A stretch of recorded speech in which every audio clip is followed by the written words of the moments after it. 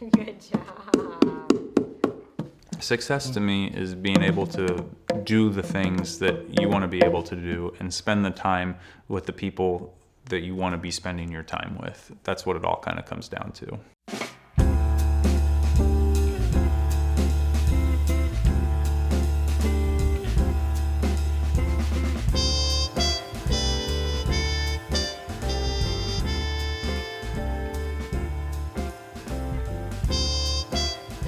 I was born and raised in Lincoln, Nebraska. Got into music at a relatively young age. I ended up studying jazz at the University of Kansas. I switched gears. I discovered I was really good at math and science. Decided to go the med school track. I started to shadow a number of physicians. One of the things that I would always ask a lot of the specialists and the physicians that I would shadow is if they had to go back and do it all over again, would you? And more often than not, the answer was always, I don't know. That really got my wheels turning.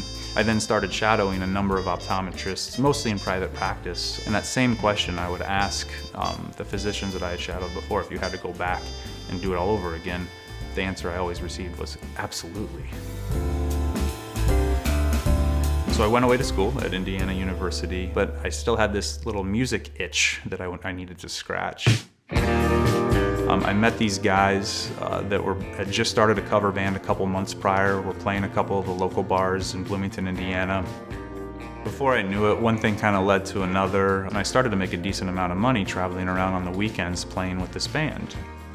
After playing with the band for about 2 years, I realized that our band wasn't gonna quite get ultra famous anytime soon, and then at the end of the day, we were kind of just giving our audiences an excuse to drink more Bud Light and make bad decisions. So I started to kind of question what I was doing with my life. I was in my late 20s at the time, and one day I just kind of decided that it was time to get serious about my career. And I made the decision that by the age of 30, I wanted to be kind of in my forever practice, or at least on the road to get there.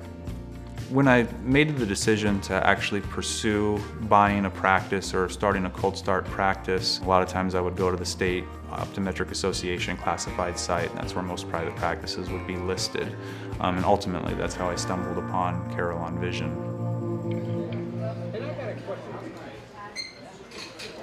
Do you remember when we first met? Not all together, you know. I really had, at the time when I had the practice up, I had three nice offers for the practice, and I had to decide on who I would like to see.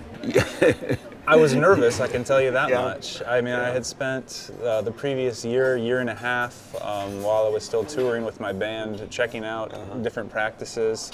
When I came across Carillon Vision, you know, I called you up, I think it was the third day you had the practice listed on the IOA classifieds, right. And I just said, can I come in? And you said absolutely, and I think we just kind of spent a morning together. And also, I don't know what it was, but it clicked because, I don't know, some electric connection. Yep.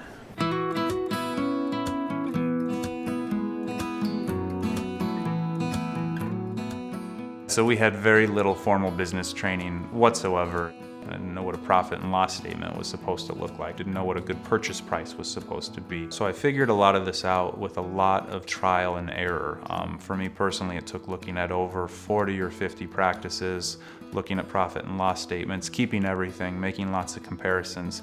I wish I had come across IDOC before this process had even started, because there's now resources that are in place to help even aspiring private practitioners or someone that hasn't actually made the purchase yet, to have these people that are phenomenal, these consultants that can actually coach your way through this and can tell you from 5 minutes of looking at a profit and loss statement if this is or is something that you should be pursuing.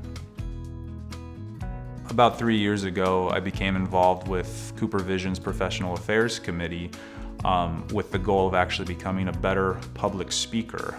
We do some formal actual training on public speaking, and then I get to travel around to different states and cities and meet other practitioners in all different modes of practice. I've also found by hosting these meetings for IDOC and learning to become a better communicator with my colleagues and doing some of these meetings for CooperVision, it's made me a better communicator with my patients as well too. Because if I'm able to clearly communicate these messages to other doctors, optometrists, I'm able to definitely communicate those same messages back to our patients.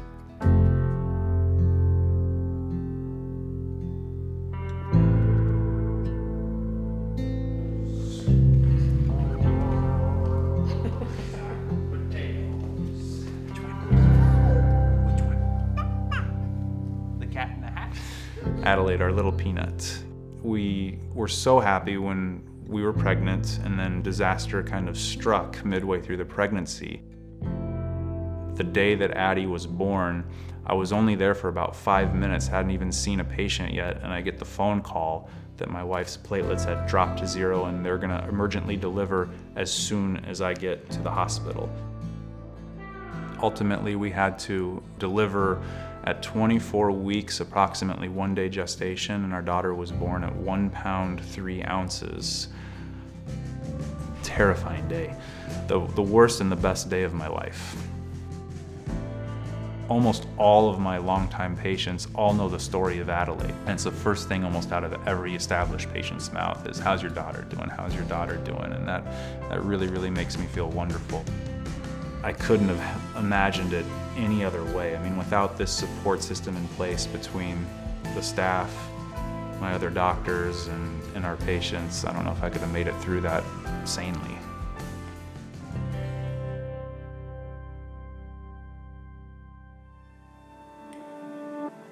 So perhaps the greatest thing that my practice now has allowed me to afford is time, is the free time. Our life got kind of flipped upside down when our daughter came along, and now the most important thing in the world to me now is our daughter. I'm very lucky that I'm able to spend all of this time with her now. I'm able to wake up every morning, walk my dog for an hour before she even gets up, spend an hour, hour and a half with her when she wakes up, make her breakfast, play with her a little bit, then go off to the office. As a part of IDOC, I am what's known as a member director, and I host quarterly meetings in the Chicagoland area for other IDOC members and potential IDOC members to come to. I end up learning just as much, if not more, from hosting these meetings, if you will, as I'm probably teaching other practitioners.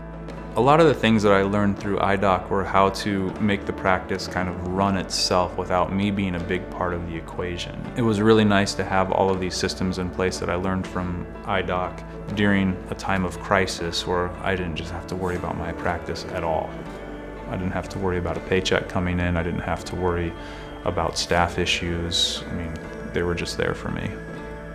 Jump! Now the cat.